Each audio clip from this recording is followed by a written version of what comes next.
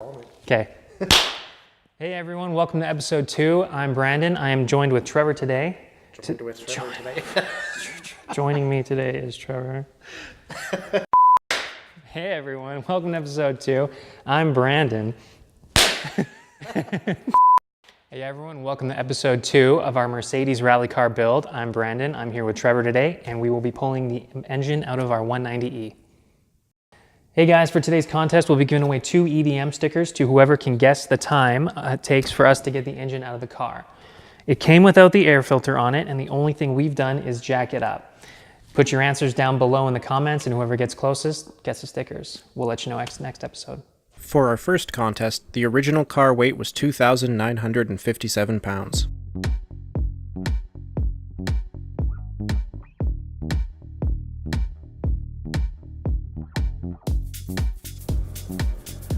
The first step for this job is to jack the car up and drain the coolant.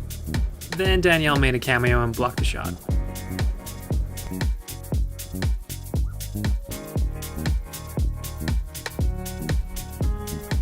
This car originally came with a 2.3-liter single overhead cam engine known as the M102. It featured K-Jetronic CIS fuel injection and made a little over 130 horsepower when new.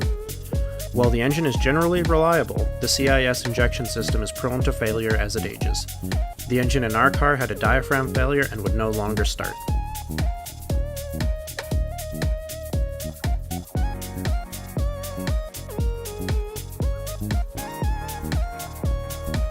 With the coolant drained, the radiator can be removed, followed by the air conditioning system and the engine wiring harness.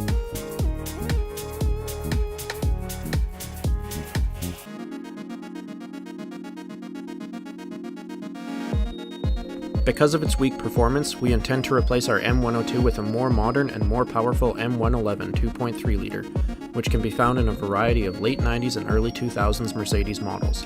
This engine features dual overhead cams and is built for forced induction.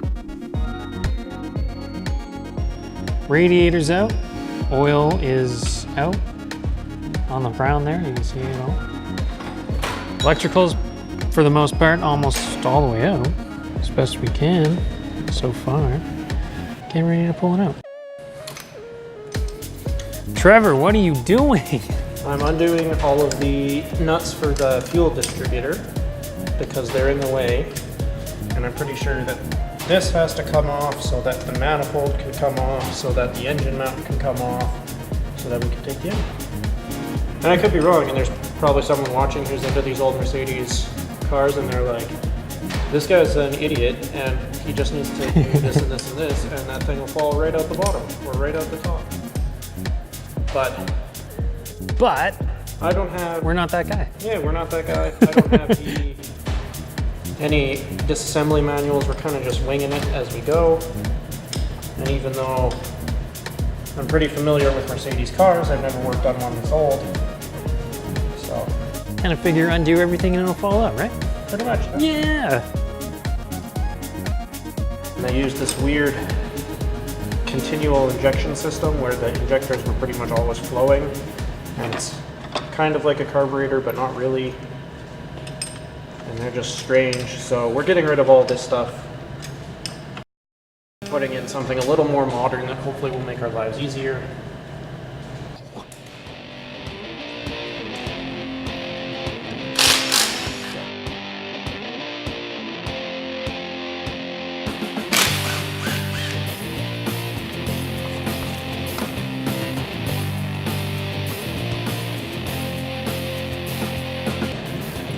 I start to question if I'm doing this right when I take out the thing that you're supposed to attach the engine lifting chain to.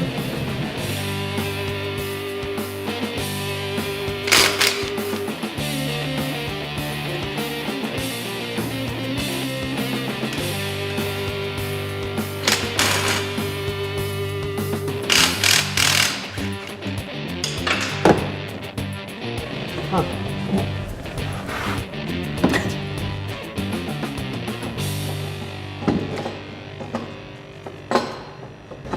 Oh, we should have practiced this. Practice this? Oh, removing it so it looked like I was like, oh, pro. That's not what this is, Trevor. We're not pros. I mean, technically I am. You're That's true. I do nothing of this sort. Just edit into whatever you like. There you go. That was better.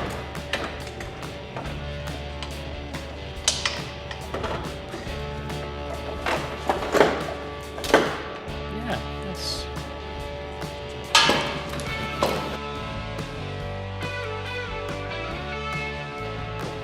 So now we have access to the motor mount on this side.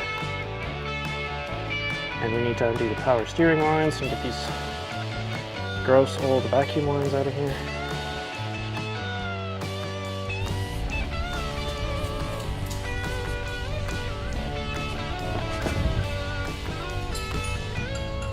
Almost there.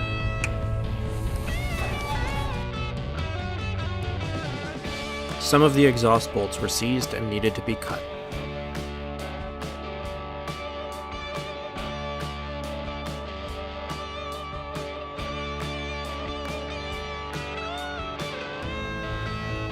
If you don't have a chain handy, an old seatbelt makes a quick and easy engine sling. They are capable of lifting quite a bit of weight and are easy to route around manifolds or other lifting points.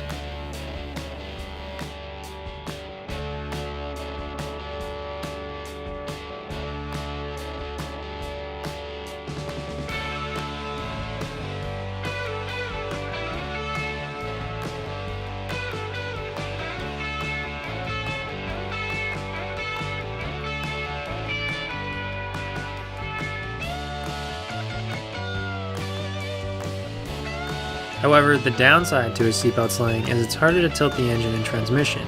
The transmission kept getting caught on the firewall and we had trouble tilting the engine upwards so the pulleys didn't get caught on the radiator support.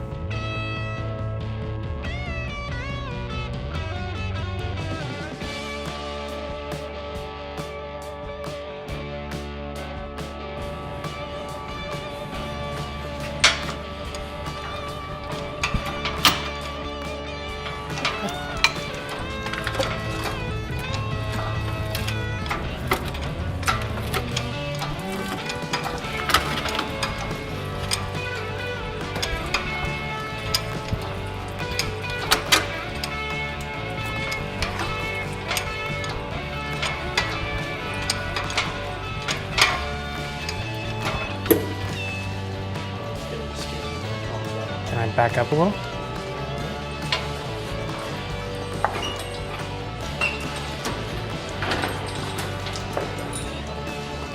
Go a little higher.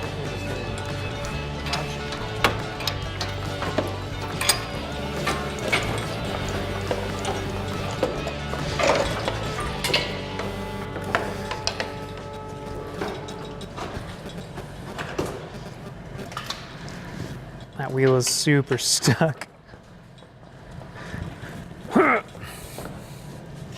pull with me.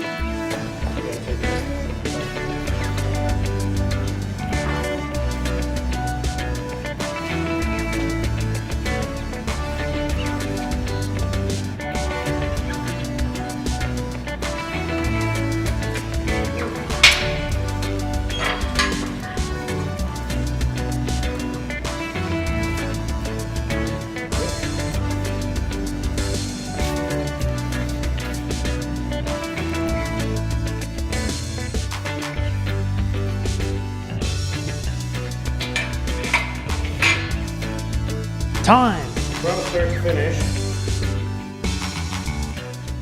So this is a steering shock, and it's been damaged by somebody jacking up, like lifting a car with the jack there. That person was me because I wasn't looking. But that's okay because we're gonna retrofit a rack and pinion steering system in this car anyway. Instead instead of this old gross steering gear that's like 4 turns lock to lock, which is not very good for rallying. It's very lazy steering, so we'll fix that up. We've still got quite a bit of work to do to get it ready to really start.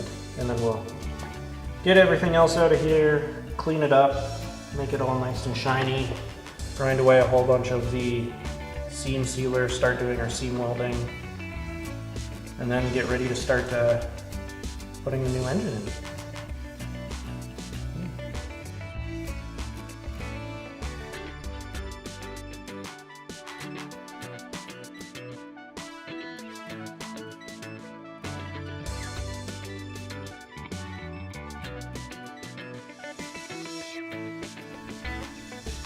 Hey guys, that's it for today. Thanks for watching. We managed to get the engine out without breaking anything, although we did spill a bunch of coolant and made a huge mess on the floor and in the car.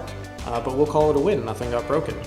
Next time we are going to strip the car down the rest of the way. We should end up with a bare chassis that's ready for stitch welding and roll cage prep. And make sure to put your answers in the comments below on the time it took to get the engine out.